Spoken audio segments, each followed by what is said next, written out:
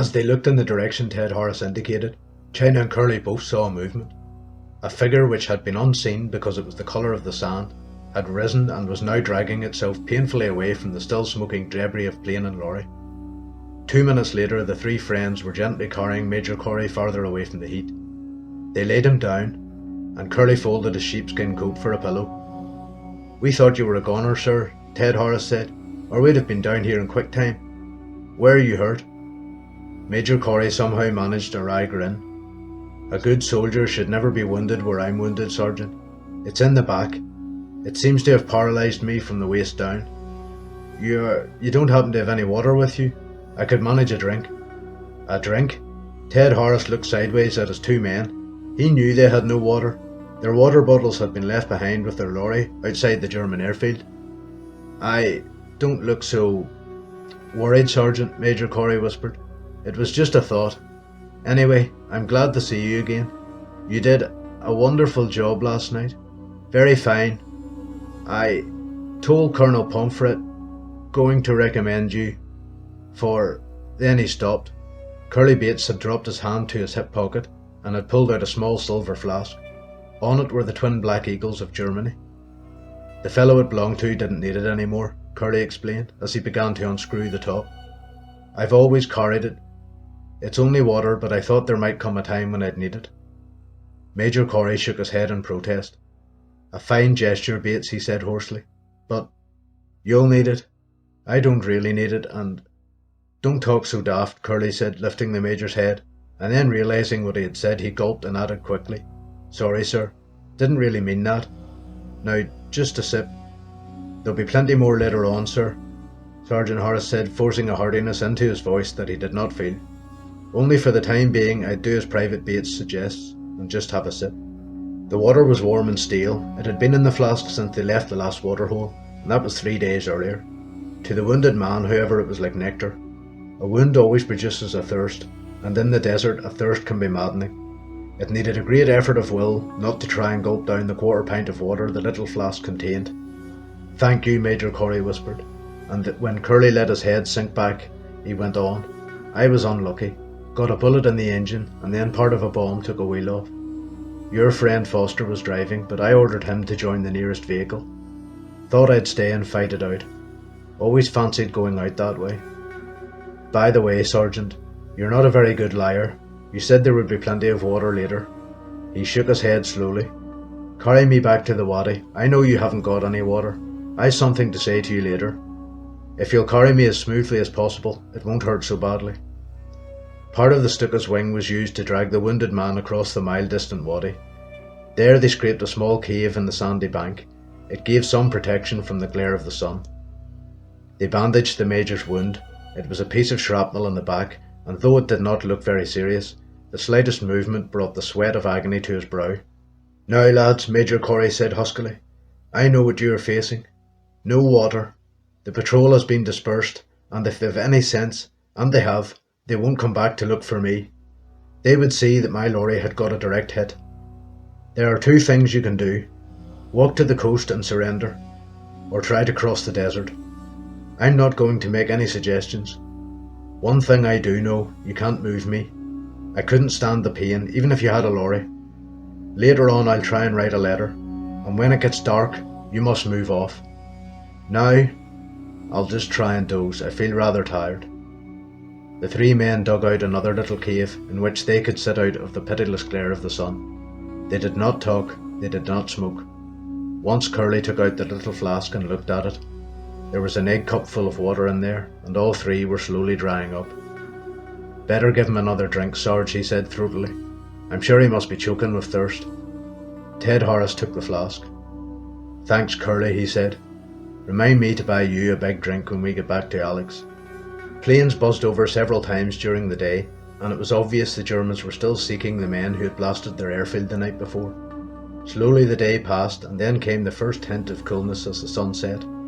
The stars came out, and as if they had heard a command, both Curly and China got off the sheepskin coats on, which they had been sitting all day. They handed them to Sergeant Horace. "You'd better have these, Sarge," Curly croaked, "or else he'll be cold in the night." When Ted Horace came back, he shook his head in admiration. What a man the Major is, he muttered. Not a word of complaint. Just said I was to thank you for your kindness. What are we going to do? China asked. I'm not usually the energetic type, but I don't fancy sitting here slowly drying up. How far do you reckon it is to the coast? Me and Curly could get there. Stop a lorry and maybe persuade the driver to give us food and drink. Persuade him? Ted Horace chuckled. I'm willing to try kindness first, China said. If he don't fall for kindness, he can fall for this. And he whipped out his revolver. Share and share alike, that's my motto.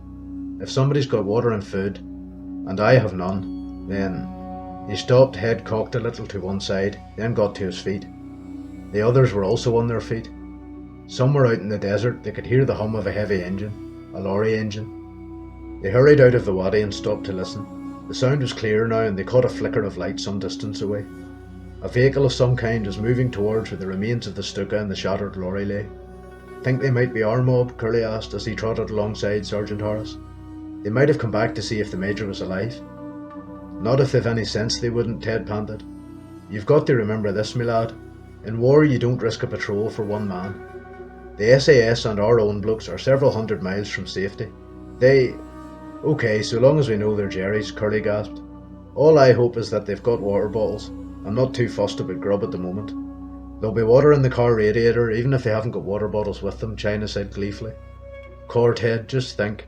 Water. Letting it roll around your mouth and then... Stop it before I belt you across the ear, Ted warned. Don't forget, the moment they shut off their engine, they'll be able to hear things. I wish they would stop their engine, Curly groaned. At least we'd know they weren't rolling away from us at 30 miles an hour.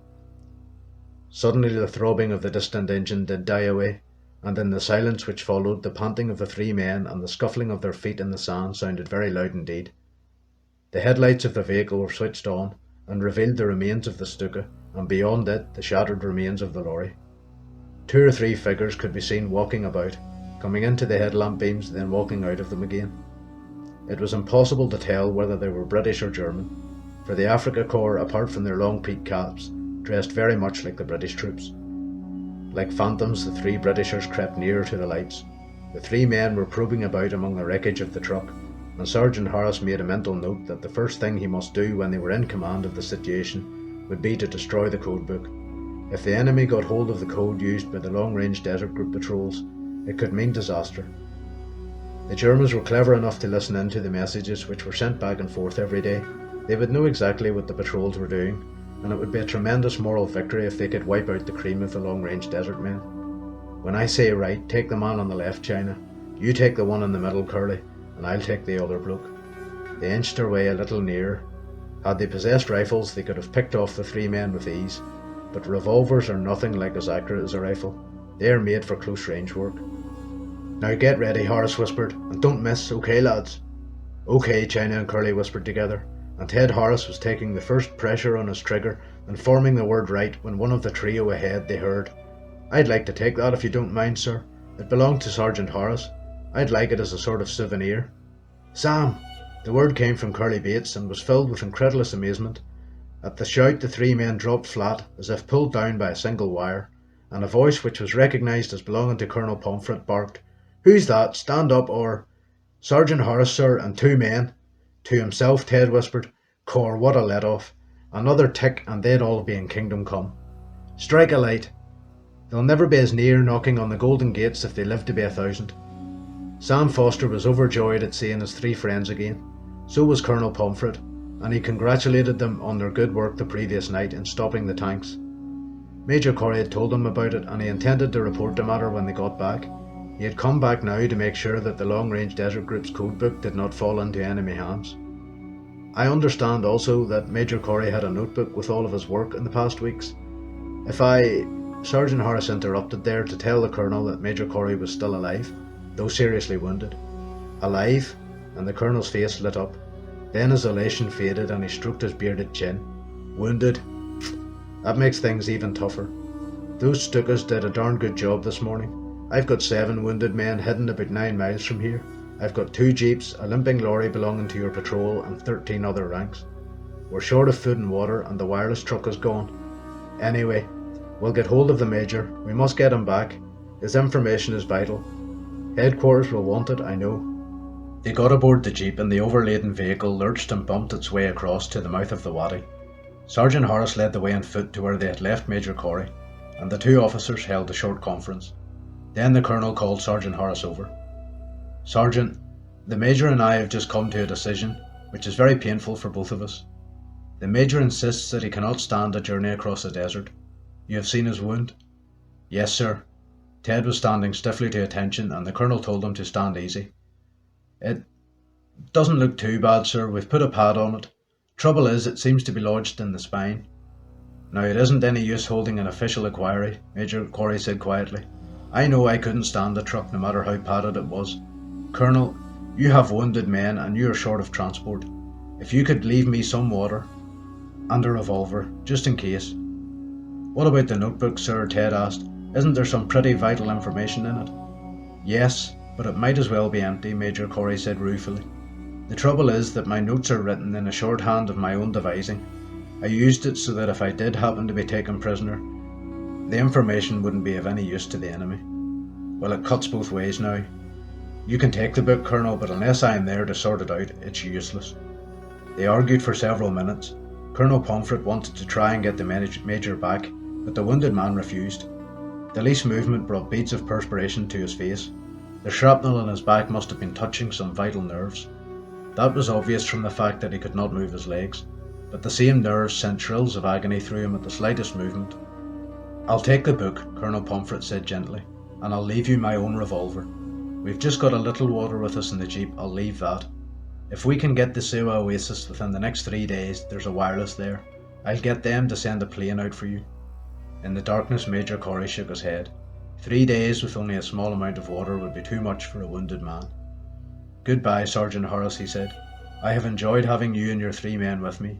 You have well earned your nickname of the Fighting Four. I'm only sorry I can't get back with you.